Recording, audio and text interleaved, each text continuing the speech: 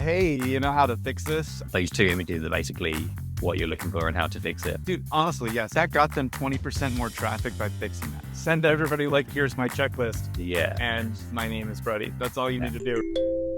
Welcome everyone. I'm Mike Roberts, founder and CEO of both SpyFu and RivalFlow, and I am joined today by Freddie Chatt, an e-commerce and SEO consultant. It's Freddie's second time on the show, and I wanted to bring him back so we could go deep on what the differences are for SEO for e-commerce sites versus normal sites. Welcome back, Freddie. Thanks for joining us. That's right. Thanks for having me back. It's brilliant to be here again.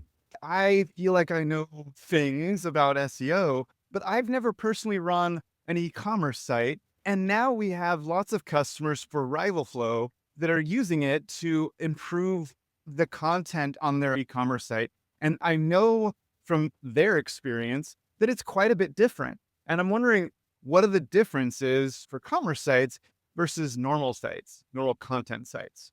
Yeah, so you have the content as the blog in the e-com sites, but then you basically have different templates that you then have to also work on. So primarily it's the product page template that obviously then covers all of the different products that you have. And then you have category page templates that then cover a whole kind of again, all the category you have or collections if you're on Shopify. So the general premise is quite similar in terms of kind of the top level approach, but you're just working with different types of pages that have slightly different needs compared to the traditional content sites. So is the basic idea that you just structure it differently? Like you've got the product pages, and then are you saying that your content pages are completely separate, or do you merge them together? Generally, you'll have the content pages completely separate, but you'll have the best product pages out there have considerable content on them, multimedia videos and images alongside that. You have more top of the funnel content that still lives, but it lives on a blog. And then the product pages and the category pages target more bottom of the funnel customers ready to buy. So we have customers, basically they're trying to improve the ranking for their actual product page or the product listing page. And I know that there's quite a few things that go into that, but if you're trying to improve that content, I know there's a balancing act, right? The goal of that page is to get the person to the product page. So how do you strike that balance between SEO, the discovery part, and the CRO, the conversion optimization part? It's always been quite a fine balance between the two. I think more and more it's leading slightly more towards the CRO side in terms of what Google would want the pages to be like. They don't want what historically many of us SEOs have done and have a 3,000 word block of text underneath all the products. No customers ever read it. It's not very useful. Some of the e-commerce stores that are winning at the moment on the category pages, the product listing pages themselves, is they still have considerable content below the product grid. They've made it more useful in terms of making it more engaging, including images in there, making sure it actually answers questions that people are searching for around their category, and that kind of specifically mentions their own products and helps them in that way. It's not a case of the old school SEO of just chucking 3,000 words on at the bottom of the page. It now has to be genuinely useful, relevant, and actually helpful to the user, help them find the product that they ultimately are looking for. Are there any sites that you can think of that do this job really well? Historically, so I've worked predominantly within kind of the home decor furniture space. Wayfair have traditionally done this extraordinarily well. It's evolved. Their practice over the time has evolved. They did something really cool years ago where they actually got a load of bloggers and to actually write these contents, which then probably increases their chances of sharing it. And they've evolved now. Not all of their category pages have these on them now, but a considerable amount of them still do. It's almost like this is optimized to not draw your attention. Is this the best of breed, or is this older school? This one's slightly more older school. If you go to our website, it's double.online. They sell washable rugs in Australia. And if you, I think, buy color and then go to gray, I think ones that definitely got done. Is always a good example. They have that little bit of text at the top, which is above the fold, good description about gray rugs. If you scroll down below the product grid, they've then got kind of a little bit more depth of information there. Again, just about it. And then they've got some FAQs.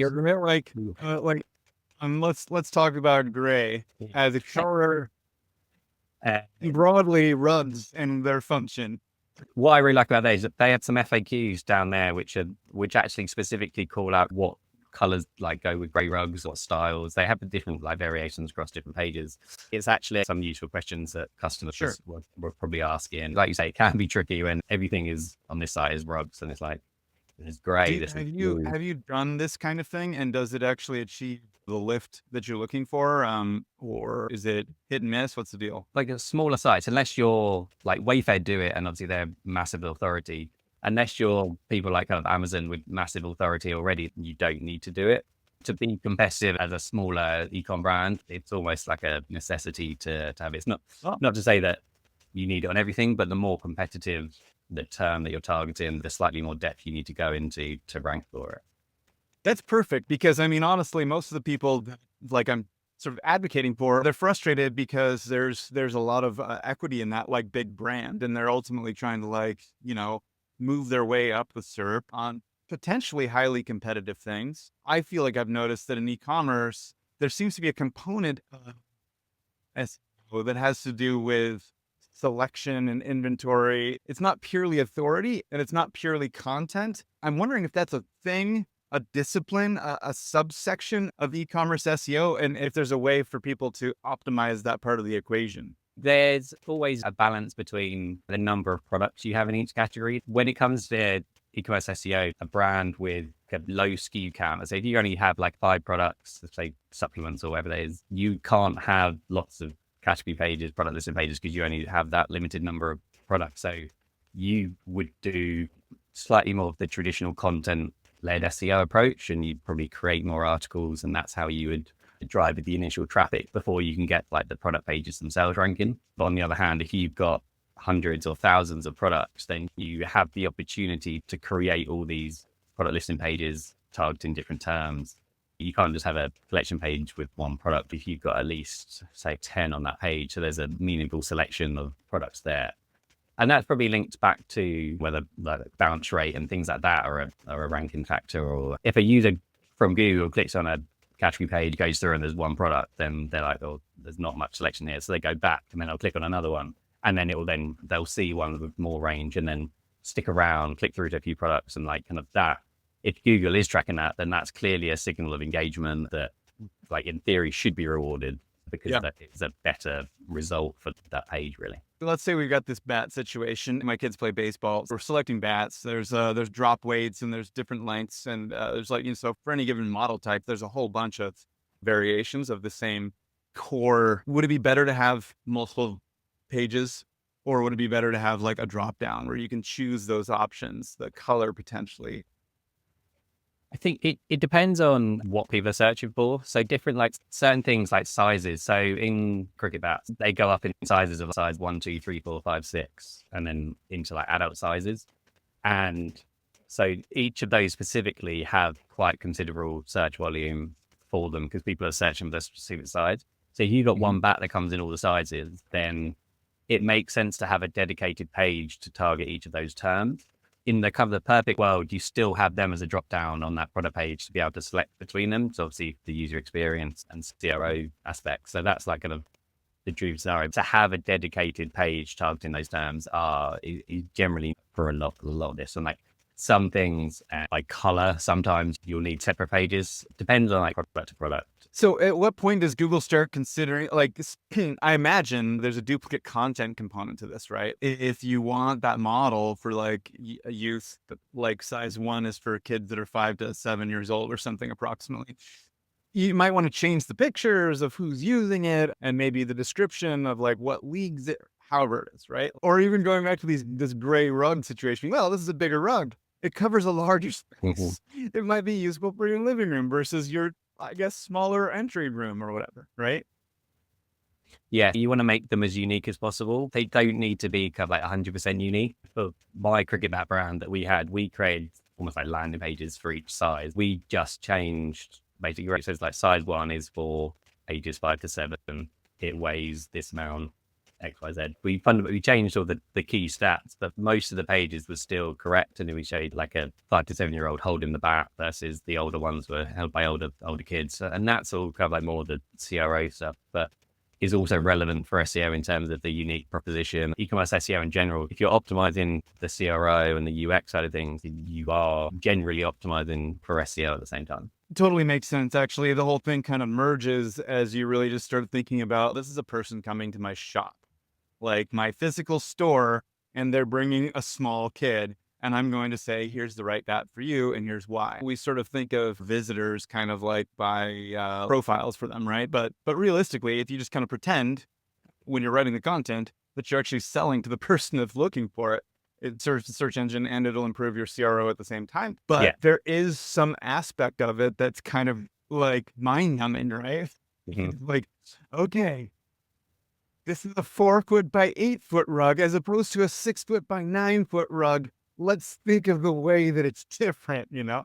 Have you experimented with AI in this case? Yeah, the 100% is useful for that. And I think AI writing for particularly shorter bits of text on those category pages can be really good in terms of kind of optimizing a short piece like in the description. But then also if it has the right information, it can really add to the whole page. I wanted to just show off your e-commerce SEO checklist. Can you give us a quick tour of this thing? And if you could highlight the problems with e-commerce sites that are the most common, right? That you see most often when you talk to people, you're like, oh, dude, you didn't have a CTA above the fold, you know, like that kind of like, oh, dude, what do you actually want people to do here? We have some SEO basics there that anyone that probably does SEO or has a website probably has already done, setting up GA, Google Search Console, connecting them together and having standard about page, contact page and stuff like that. So that's the basics.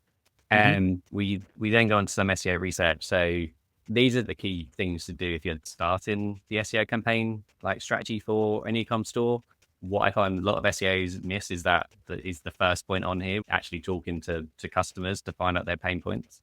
I was working with a brand that sold essentially kind of energy tea, and like started working with me. We spoke to some of the customers and we found the reason for why they were drinking their energy tea. And there was a range of stuff like they don't like coffee, but still want the energy that coffee gives. So you find some opportunities. So then for them, it was like, we found that people were searching for like kind of coffee alternatives. Lots of people were drinking it because it was 0 calorie or whatever it was. And it kind of like fitted into a range of different diets that people were doing.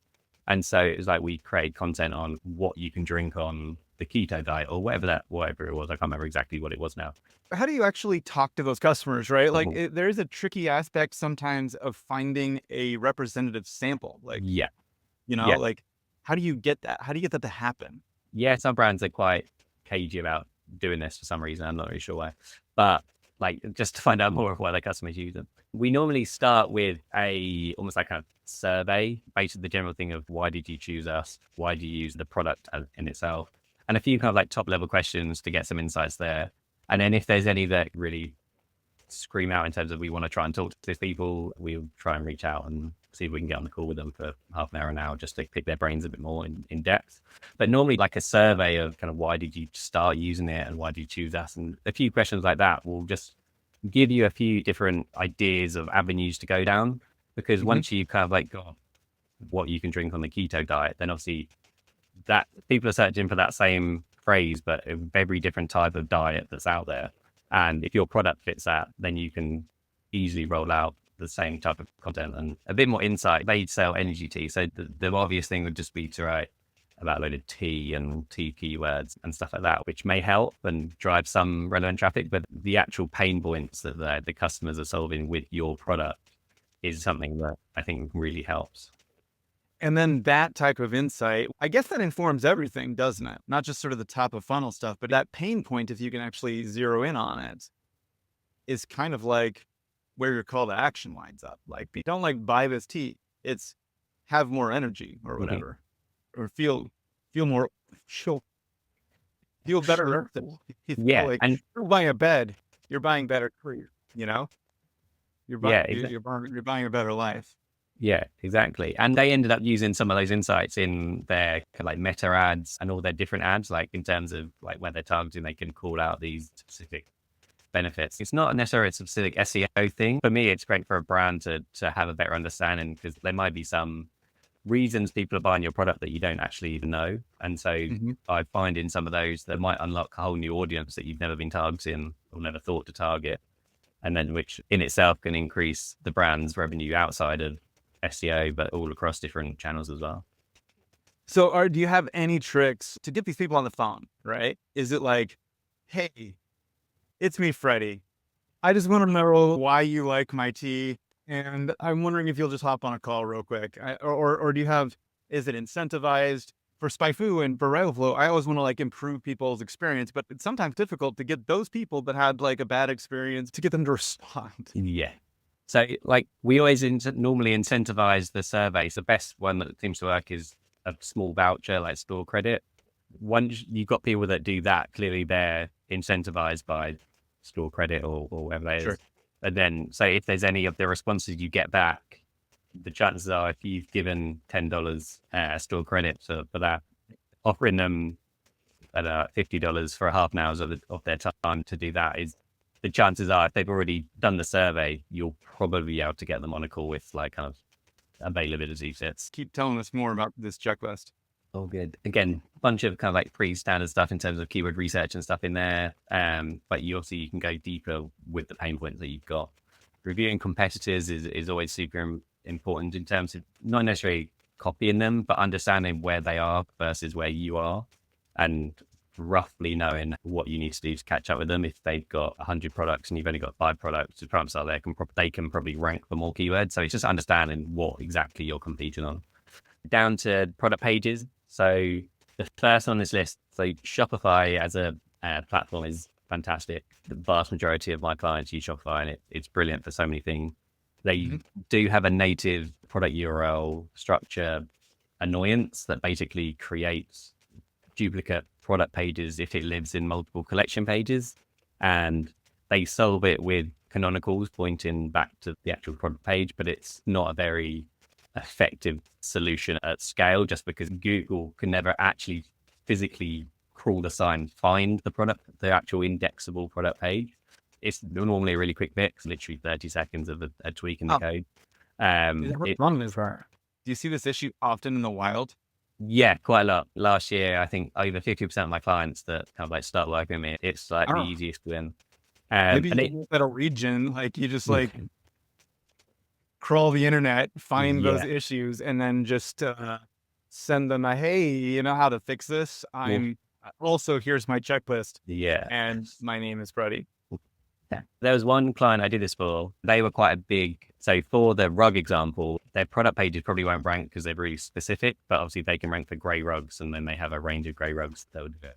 The client that I've worked on before sell house plants. People are searching for the specific plant, and so lots of their product pages rank really well. There's a lot of opportunity for them more on the product pages and slightly less so on the category pages. When we did this, their traffic literally jumped about 20%, like within weeks of fixing the URL issue within their Shopify site, which added kind of considerable money to their revenue. Are we talking about this fixed Shopify product URL structure or keep URL short? Yes. So yeah. So you're saying that got them 20% more traffic by fixing that. Dude, honestly, yes, you should definitely crawl the internet and then like send everybody like this, send them this. We'll get you this shortcut. And then that's it. That's every now and then I'll come across it, and there's really big brands that haven't got it fixed. It doesn't. Incredible. Yeah, it's such a big opportunity around the product page. It's funny that Shopify doesn't just fix that, right? I get from a technical perspective from their view. So basically, what their structure does is, if you have breadcrumbs, it allows the breadcrumb to show back to the category page that you were on previously. There are workarounds that require a tiny bit of development to still have the correct breadcrumbs and other things like that. But the brands that have done it that either don't have breadcrumbs anyway on their product pages, or if they do, the fact that page is canonicalized anyway probably isn't effective from an SEO perspective. It generally never makes sense. So just a side question, Freddie, because I actually would like to go into the technical details. I'm wondering if you have a second to dive in and just show me an example of it. Yeah, I second that request. So walk me through what we need to look at. Yeah, so fundamentally, to find out if your site is affected by this, some things kind of remove it natively, but basically from a collection page on a Shopify store like this, if you click through to any of the products, once it loads in the URL at the top, basically the indexable page is just the domain /products/product name. But in this URL, it has /collections /whatever collection you would have been. And Right. basically this page canonicalizes back to just the / products. As Google's crawling the site, it can never actually find that naturally as part of its crawl. It's always only finding it via the hint that Google says is a rel Right. canonical. I'm wondering if we can find the canonical. Yeah, so you find the canonical in here. So here's the rel canonical pointing to this page, which never shows up. Do you think this would show up in the sitemap? Yes, this will be in the sitemap. It finds it through the rel canonical, but from an internal link perspective, Google sees no internal links to this page unless you manually add them. They're also not automatically paying attention to your sitemap. Like if you have anything in your sitemap that they want to ignore, even like a couple of %, they'll just straight up ignore your sitemap and use their crawl, because their crawl is pretty good, right? Like that's the thing that I think that's like a bit of a myth in SEO in general, is that Google respect your sitemap. Well, they'll respect your sitemap if it's a better source of truth than their crawl. And that realistically means that it has to be like better than 98% perfect. Otherwise they'll just be like, our crawl is good. On this site, on True Classic, they don't have breadcrumbs. This would be like a 30-second fix for them to edit the theme code. It wouldn't literally affect anything else on their site other than those links. And Google could then go and find them. And so the fix is not necessarily to change this URL, but to create a breadcrumb that like links to the URL. And yeah, in the theme code on the collection page template, in the liquid code that Shopify built in, it basically has product URL plus collection URL for it to link through. By removing the collection bit, then the link will automatically go straight through to the the product page. So yes, I think if you literally that those two images are basically what you're looking for and how to fix it. Yeah, perfect. Okay, nice. So I mean, we're gonna obviously link to this checklist, and ultimately we'll wind up linking to this page so you can figure out exactly how to fix it. But that's pretty cool. That's I think that's one pretty sweet hack or trick or whatever that everyone can kind of take away from this, if nothing else. I have one good question. How would you like True Classic Tees to contact you to fix this problem for them? They can hit me up at Freddie@FreddieChat.com, and I'll gladly help them fix it. There you go. What was it called? Classic Tees or something? True Classic Tees? Yeah, True Classic We Tees. got you hooked up.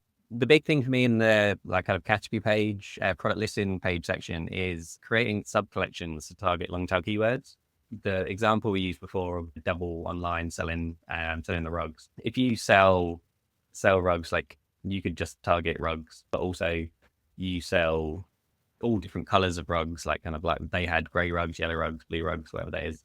And also different styles. So you've probably got Scandinavian, mid-century, contemporary, all the different styles. And this works when you've got a lot of products across a lot of different categories. But by creating those really specific sub collections, then what you'll do is maximize your potential keywords that you can target. I did a little bit of research on this around what we call in the UK cushions, but I think you call pillows or throw pillows or something. And so if you target just the main term of cushions in the UK, it gets about 10,000 searches a month, kind of pretty competitive term.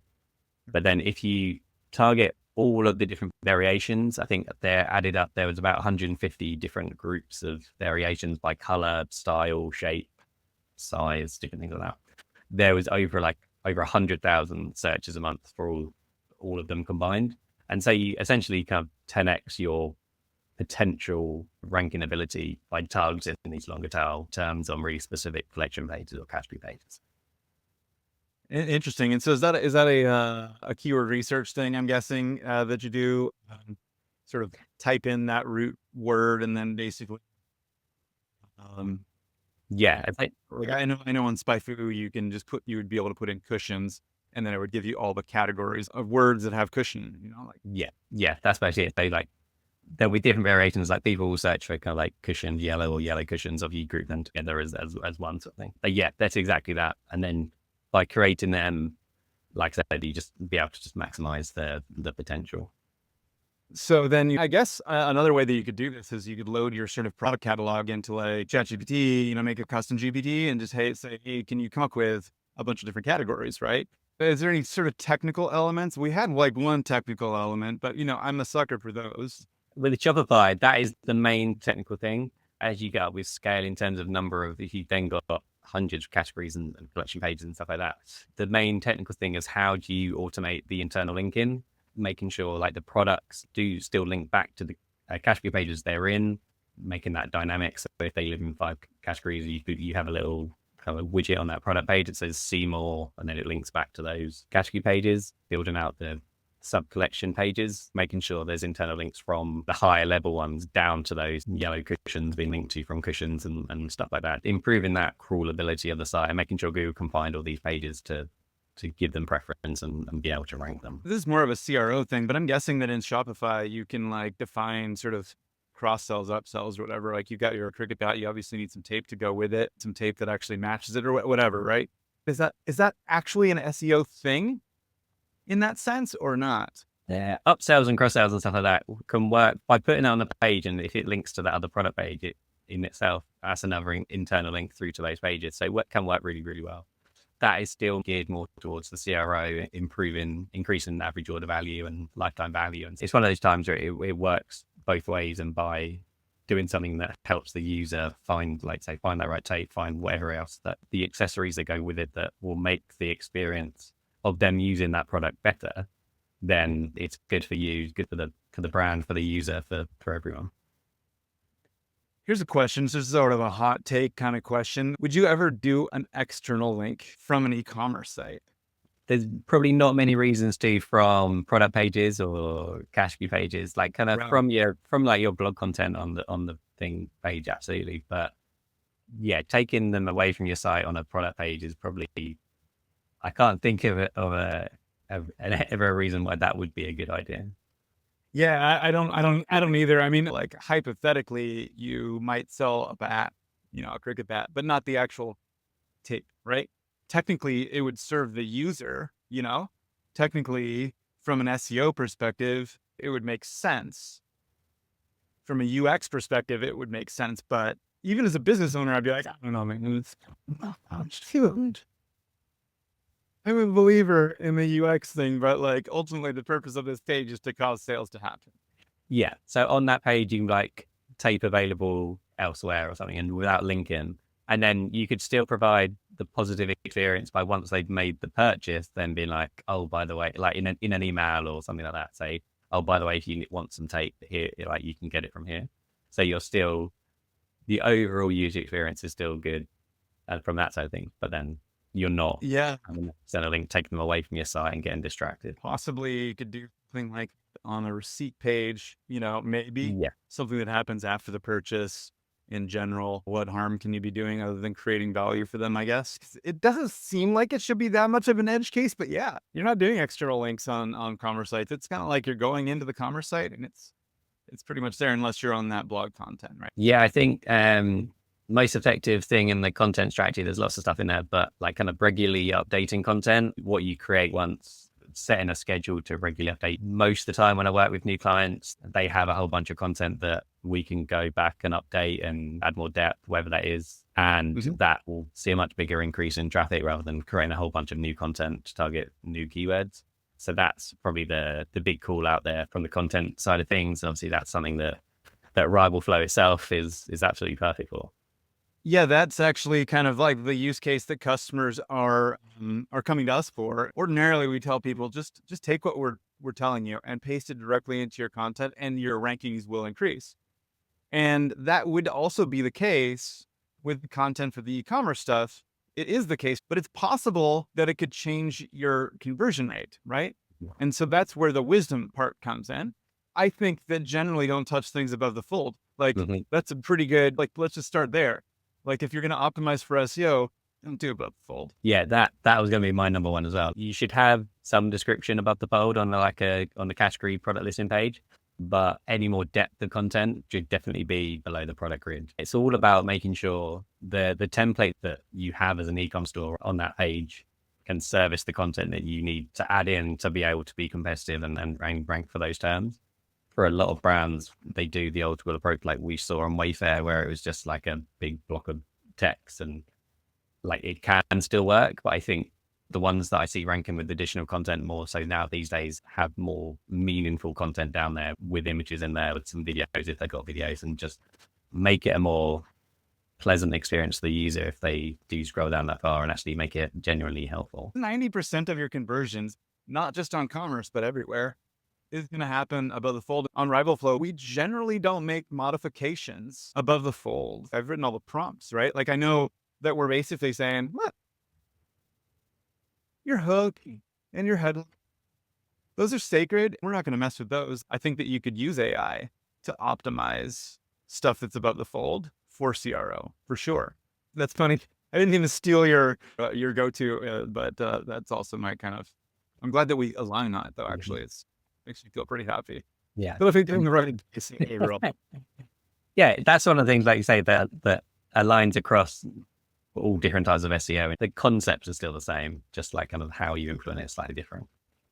For sure. Any tricks here with the off-page SEO? One of the most effective link building things I use is trying to get in gift guides. Every kind of gifting occasion, Mother's Day, Father's Day, Valentine's, Christmas, all of them, like publications, thousands upon thousands of gift guides and bloggers create them too, and all sorts of things like that. And these are a great way to basically get your products into some quite high authority publications. Just go to Google, search gift guide and your industry or your product. There's a little button called tools. You can set it to be within the last, like published within the last 12 months. That'll pull up all gift guides that basically have your products and your kind of like type of products featured in. Are you just searching on Google or what are you searching? Yeah, just Google. That's cool. So you can use search operators like in title, gift guide. Valentine, kids. Why not? Sweet. So yeah, so then it Neat. comes up. So that top one's a blog. Like you will sometimes need to filter out, like there'll be other e-commerce stores that have also produced that content. So you just filter them out. If you go just under the search bar where it says it's got like all shop, if you go on the far right-hand side, where it says tools, keep going. There you go. And then where it says anytime, on the left, change to past year. If you're doing one for like the holidays or something like that, then you can then find all the ones that were published last year. Essentially, that's what you're trying to do. You're trying to find the ones that were published last year and then reach out to them proactively and be like, are you going to write a new one? If so, I'd love to have a chance of our products to be featured. We find that an extremely powerful way of getting your products in. You do often have to send out a sample of the product itself, so it doesn't really work for kind of high price point. Does that end up being, send them a rug. Yeah, if you like sell candles, like you can probably it's an inexpensive thing. Yeah. It's very giftable. I've done this before for brands. When I used to work in house, we did it, and you can get some really high authority links from like Good Housekeeping. I mainly work in home decor and spaces like that. I got in Vogue Australia once doing this type of approach. So you can get some really big publications and stuff like that to feature you. Do you ever charge for placement on those, like a newsletter placement type of thing? Sometimes they come back with that's an opportunity. Most of the time when they publish the gift guide on their site, not so much. Occasionally they'll ask if you've got like an affiliate program so they can then earn a few bucks and stuff from that. By doing this approach, even if you don't get the SEO value of that link from them, getting featured on some of these publications, even if it's an affiliate link, gives other benefits of being able to use the logo and stuff like that. We've been featured on Refinery 29 or whatever it is, a more general PR outreach type approach. Are affiliate links baked into the Shopify product? No, so there's Shopify apps that kind of power the affiliate programs. Most of the time, those go through their own redirects for the tracking, so they don't normally provide much in the way of SEO value. That's a bummer. Interesting, because if the link can be direct and you can just attribute it back to the refer URL, then you can have like pure links that nobody ever knows is an affiliate link. That's an interesting potential market opportunity. Got like a couple of different categories. Brand is quite a big one that people never really consider when it comes to SEO, because most people in SEO consider kind of unbranded keywords as what they're trying to target, and that's how they measure their success.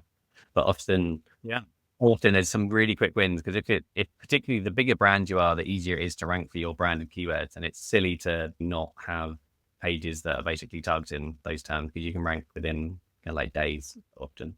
Lots of consumers, once they're about to make a purchase on your shop, they'll then search for brand, discount code, coupon code, or whatever it is. Oh. And then they end up on random coupon sites that the coupons probably don't work. It's normally just affiliate sites trying to earn some money.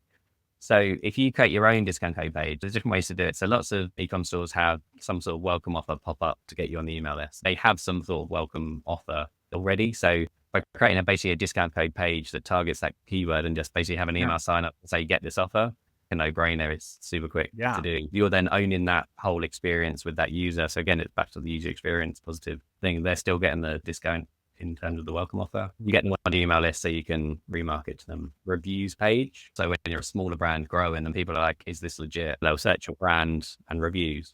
Fortunately, a lot of the Shopify that do reviews have the ability to embed all your reviews on just one page. And by having that page and just by tweaking the page title to your brand and reviews sort of thing, you then rank number one for that term. They're seeing your reviews and not random unhappy customers that have written on Trustpilot and stuff like that are really one-off things that just people that are annoyed for no reason. It's just part of that user experience of owning that conversation.